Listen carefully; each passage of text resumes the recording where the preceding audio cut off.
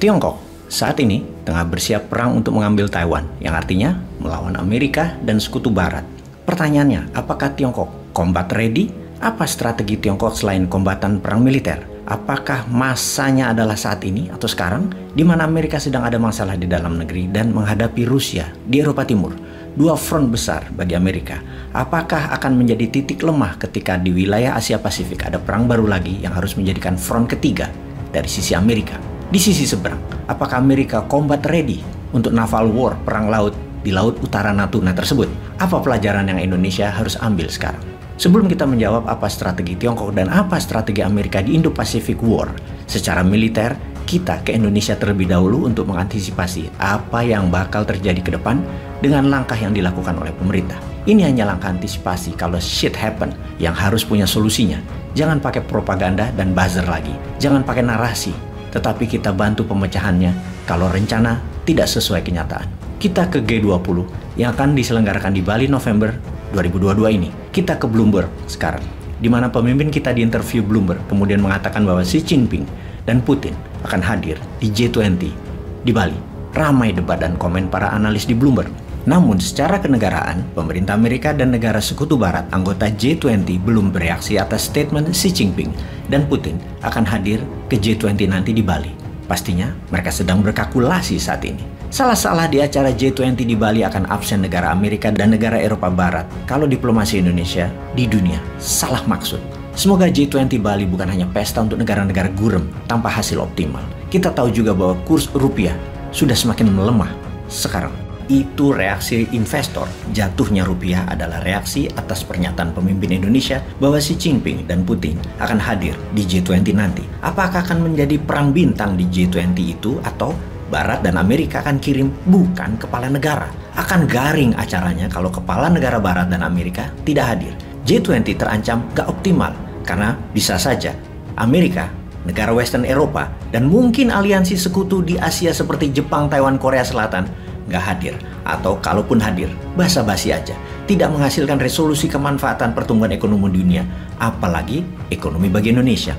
Bayangkan, biaya besar yang sudah dikeluarkan lewat APBN, tapi tujuannya tidak jelas jadinya. Bisa blunder bagi Indonesia.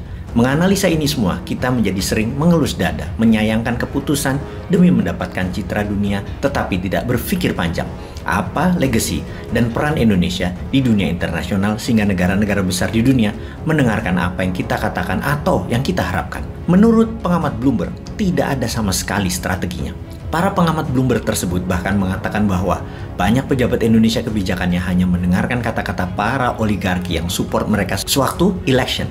Sementara sepak terjang oligarki kita telah merusak legasi Indonesia yang mendapat predikat negara muslim demokrasi terbesar di dunia. Oligarki sekitar kekuasaan ini hanya peduli dengan kepentingan bisnisnya saja. Kebetulan mereka telah beraliansi erat dengan Tiongkok. Rusia juga tidak ada pilihan lain kecuali beraliansi dengan Tiongkok.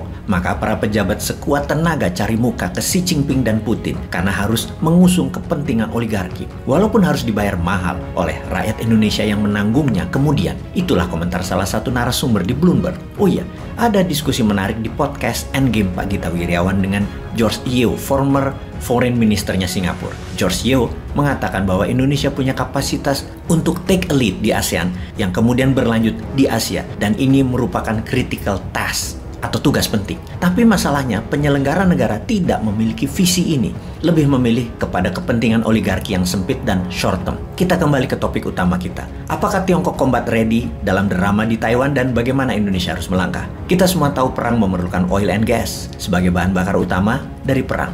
Apalagi di perang laut dari sisi Amerika dan perang darat juga laut dari sisi Tiongkok dengan medan Kurusetranya Taiwan. Perlu BBM untuk pesawat jet, untuk tank, untuk truk, untuk kapal induk, untuk kapal perang, dan lain sebagainya. Dan dari sisi ini bisa menjadi masalah bagi Tiongkok. Kita melakukan checklist tentang kebutuhan BBM Tiongkok. Tiongkok merupakan negara terbesar kedua di dunia dalam konsumsi BBM. Tidak seperti Amerika dan Rusia yang energi independen. Tiongkok hanya bisa memenuhi kebutuhan dalam negerinya dari hasil dalam negerinya sekitar 15%-an. Dan yang 85% Tiongkok harus impor. Kita menengok sebentar kembali ke Indonesia. Kebutuhan energi BBM Indonesia saat ini adalah 1,6 juta barel per hari, di mana yang 800.000 barel per hari adalah produksi dalam negeri, yang 800.000 barel impor. 50% kebutuhan nasional Indonesia impor.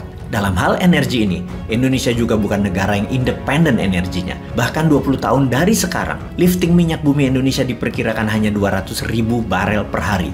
Kebutuhan di tahun 2045 adalah 2,5-3 juta barel per harinya. Kurang dari 10% kesanggupan produksi nasional yang 90% Indonesia impor BBM-nya. Di tahun 2070 Indonesia kalau tidak ada rencana untuk program energi independen, maka di tahun 2070 Indonesia net import murni, 100% BBM-nya adalah import. Inilah yang New Mind selalu mengingatkan. Rencana nasional efek dari pasca G20 itu bagaimana? Ketahanan energi nasional ke depan itu bagaimana? Apapun itu kita harus mulai menggunakan listrik tenaga nuklir berbasis thorium itu sekarang. Tuh kan, jadi lupa nerusin Tiongkok versus Amerika dalam perang energi yang akan mereka lakukan dan bagaimana bentuk perangnya. Jadi kelewatan aja. Gara-gara nengok balik Indonesia sih, waduh ampun dah.